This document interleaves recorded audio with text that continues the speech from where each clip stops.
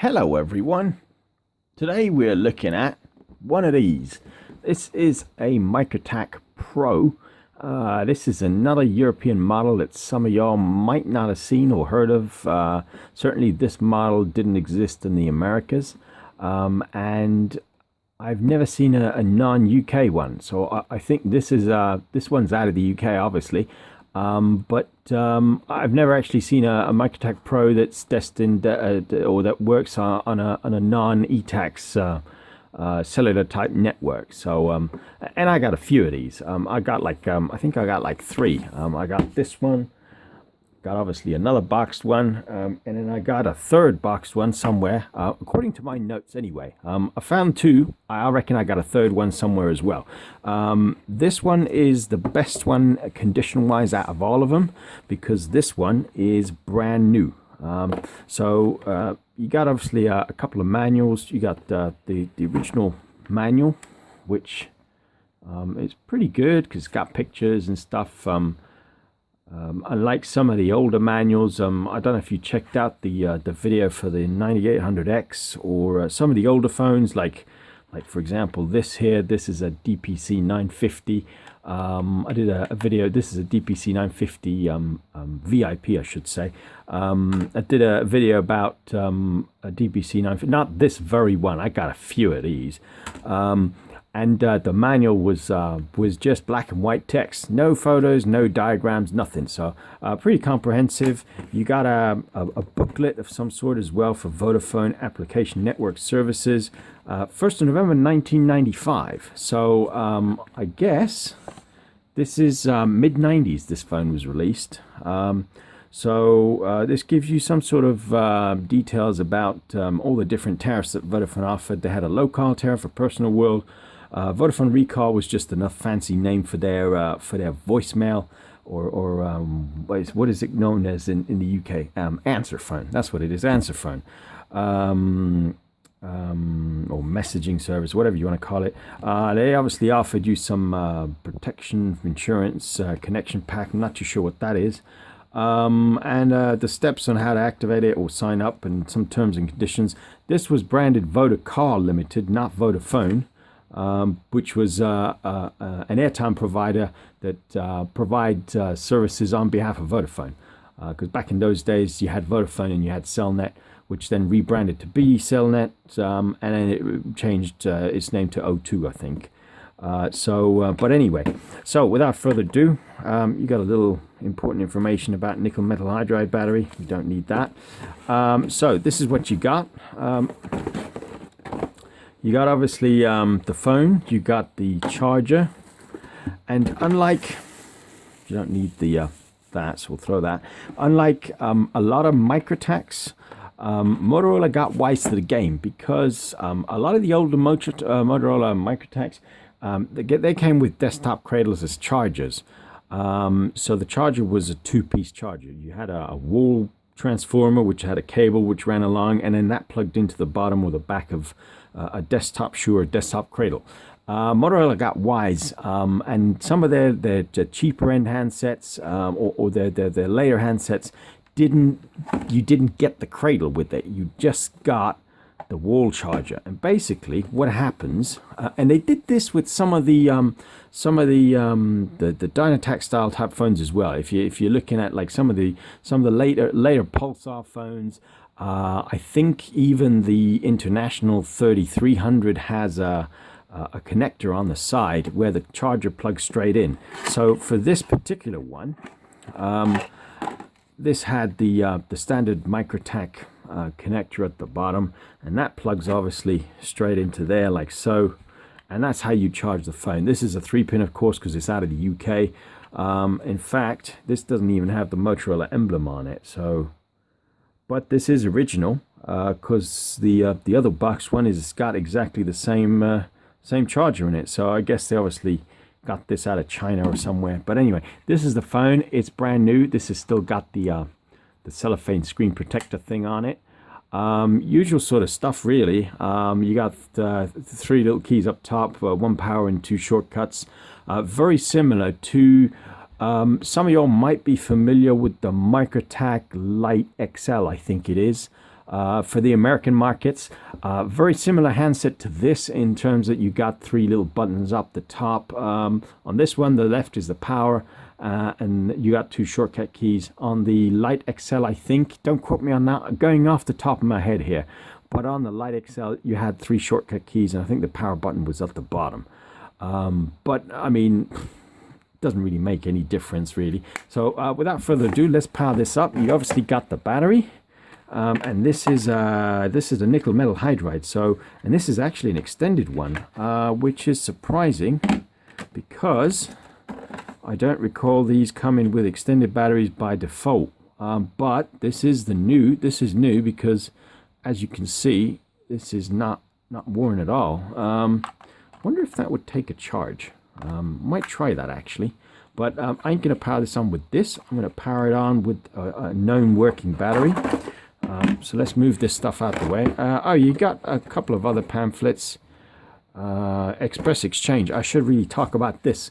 Some of y'all might not know this, but back in the day, Motorola had a really good customer services thing, where if you had a fault with your cell phone, you'd go to one of their Motorola Exchange centers, which was basically a fancy name for a shop, a phone shop which just had Motorola's, and they'd take your phone in if it was faulty, and they'd loan you an equivalent model or a model slightly higher spec. Now the loaner phones were always white with the red displays. I did show you guys some of the bone-colored MicroTACs in the other video I did last year. There was I think a bone-colored MicroTAC Lite, I think it was. There's a DPC 550 bone as well, and I got a couple of other white bone-colored Dynatac style phones. In fact, I got one here in the background on the right. Let me try and pull this one out. If I can not nudge the camera, that would be good. But this is an Express Exchange one, as it clearly says just there. Don't know if this will zoom. Will it zoom? Not even sure. No, this will not zoom, annoyingly. Will it zoom? There we go. I don't know if you can just about read that just there. But anyway, so this was a loaner, and they all sometimes had loaner stickers as well on them. Oh, there we go. This is a loaner as well, property of Motorola. So yeah, I mean, they obviously went with your Dynatac style phone, and they gave you one of these, which is a classic, Motorola Classic 1. And they got Classic 2 phones as well, obviously, which is I think what this is. But anyway, going back to the MicroTACs, so this leaflet just goes to show, gives you the details of you know what the steps are basically, and timescales and whatnot. And actually, it gives you a list of every single Express Exchange in the UK, which, going by this list, is actually quite impressive. I wasn't even aware there was so many in the UK back in the day. I had a friend that obviously worked at one of these, and he taught me a lot of Motorola stuff. But there's a lot of shops here, which obviously goes to show that they had a good warranty service. So, but anyway, what else you got? Warranty registration. Don't really need to talk about that. Self-explanatory, really. But anyway, so let's power this bad boy up, and see what we can do with this. Let me try and dig out a good battery as well. So hopefully this has got some juice on it, he says. So power button top left, and I'm hoping, there we go. One of the few phones that actually vibrates as well as does the test tone when you power it on. And obviously you can't feel the vibration, but you just gotta believe me. This obviously picks up no service, which is there, and one of the few MicroTACs which actually has permanently displayed service as well as a battery meter. The first thing you'll notice with this phone is you've got a cell phone meter, and it's permanently displayed. Even when you close the flip, that's permanently displayed, and that's quite rare for MicroTACs. You know, any MicroTAC, even the Elite MicroTACs, which is what this is. I got probably about 15 of these, all different colors, all different displays. This had a service meter. This had the service meter just on the left, 5 LEDs there, but it didn't have a battery meter. You had to go to the menu and select battery meter, and it would show the battery meter. And this was considered an upmarket phone back in 1994. This is obviously for amps. This is for ETACS, different cellular technologies.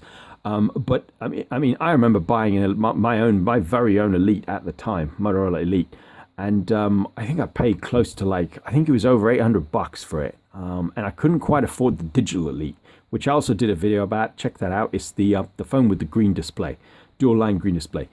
So at the time, these were, one of the most expensive handsets they did at the time for in terms of MicroTACs. Obviously, when the StarTACs came out, they were about $1,000. But even the StarTACs, actually, I don't think the original StarTACs had the battery meter as well as, the service meter as well as the battery meter. So this is what makes this phone a bit special. And it's real neat to navigate, because you press the menu and it is actually quite intuitive to navigate. Not like some of the old, don't know if you checked out the videos about the International 5200. The menu's real clunky on that. This one here, the menu is pretty straightforward, and you go, okay, so let's go into the menu, for example, and you could customize the menu as well with My Menu. They got a My Menu function, which is real neat, I think. So they obviously put a lot of thought into these phones. It's a shame they weren't that popular, because at the time, obviously mid-90s, StarTAC was just around the corner, and I think people were holding out to buy the StarTACs as opposed to this. And obviously, because this is analog, GSM was obviously had been launched by then. I mean, I think GSM started arriving early 90s. I can remember, I think late 91. I can certainly remember GSM starting to get launched in places in Europe. So these didn't sell by the bucket loads, unfortunately. But neat little phone. You got a memory recall button as well. And let me try and recall, or try and put in. Let me try and put in a name. So you got phone book, you'd go into that, recall by name, recall by location, store number, edit entry. So real neat, it was intuitive. Not like some of the even the GSM models, the original GSM 5200, which I did a couple of videos about. Even to put in a number into that was actually a pain in the ass. If you compare the menu structure on this compared to one of the, or even the Motorola M301. I think I did an unboxing video about that. That was for the Mercury 1-to-1 network in the UK. And to put a name in on that phone, it didn't even have letters on the keypad. It was a real nightmare. So they really slicked this phone up. This was a pretty decent phone. I never had one myself, but I had to play with this. And actually, this was probably, if I had a choice, I'd probably get this. Just, as a MicroTAC, because it's a nice phone. So what else can I tell you about this? Let's quickly sift through the menu. You got phone book, timer menu. That's always a good one to go into. Review timer. Let's see if this has ever been used. Individual, 0. Resettable, 0. Cumulative, 0. Home, 0. Roam, 0. So, like I said, this is brand new. Never ever been activated, never been used. And I actually don't know how to reset the counter in these. So let's have a look. What else can I show y'all? So phone book we've been through, timer menu, tone menu. That's always good as well. Let's have a look. Select ring or vibrate. Self-explanatory really.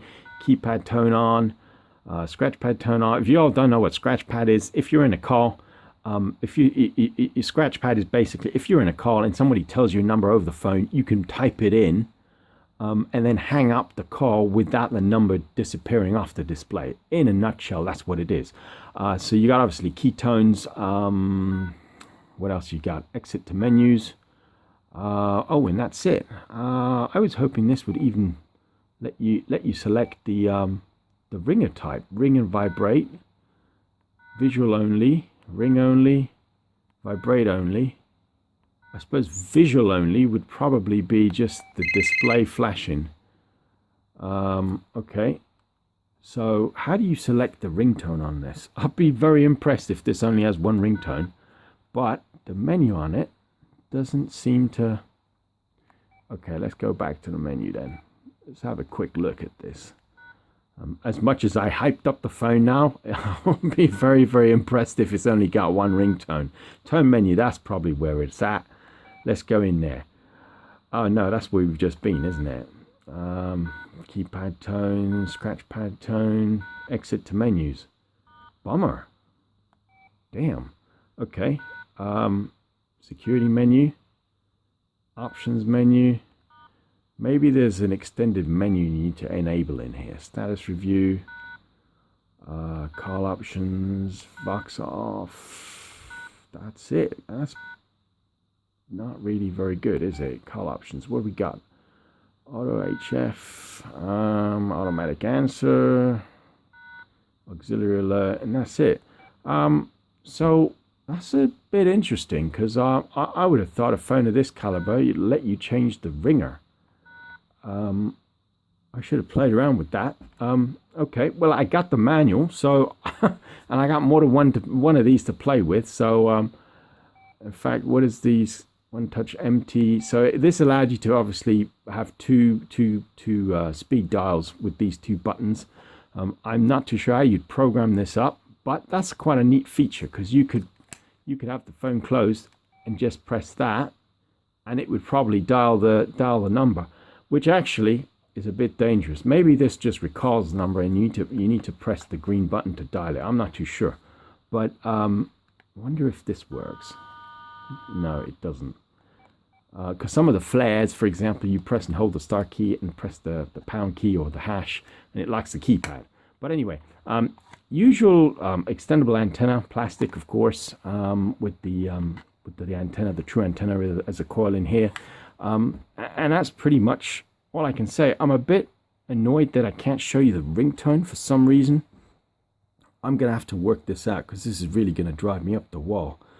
There's no shift button on here either, which is a change from the older MicroTACs. If you look at, this is the first one off the pile, but you got a function, and you got actually this is a bad example because you got a customer key there. I don't have another one to hand actually, unless the Elite has got one. So yeah, I mean, you got the function, and then if you press function, you got the menu, or if you press that button without the function, you got the name. So that's kind of like a shift key, but very, very different in terms of getting into the menu on this one. But yeah, it's not got any redial numbers, has it? No, none whatsoever. Well, this is about as good as it gets if you want a new MicroTAC. Shame you can't use these anymore without a test set. And I don't know how to increase the ringer volume either, which is real annoying. So, some way of doing it. And I don't know how. Oh well, never mind.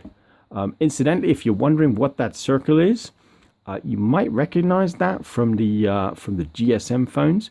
Motorola had a neat little feature which they developed where you could instantly see if you had service or you're out of service. Basically, if this circle with the line, diagonal line was solidly on, that means you couldn't place or receive calls or make calls. If it was flashing, you were in service, but not your own provider. So you could do emergency calls only. And if the circle with the line disappeared altogether, you were registered or logged on to the network, and you could, place and receive calls, basically. So neat little feature. You'll see more. You'll see these in the GSM models. A lot of GSM Motorola models have this the circle. So that's pretty much it for this one. I'm real sorry. I should have maybe looked at the manual to try and show you all the ringtone. I don't actually know how to do it, which is annoying, really. I'll try and maybe do an update video or pop a comment in the description when I work out how to do this. But real nice phone. It's actually not heavy at all. Even with the extended battery, this doesn't weigh much. So this is definitely one that you could stick in your shirt pocket and not get a sore shoulder from carrying this around. But yeah, that's all I got to say about this one. Check out some of the other videos if you haven't already done so, and hit that subscribe button. And thanks for watching. Give me the thumbs up if you like the phone or the video.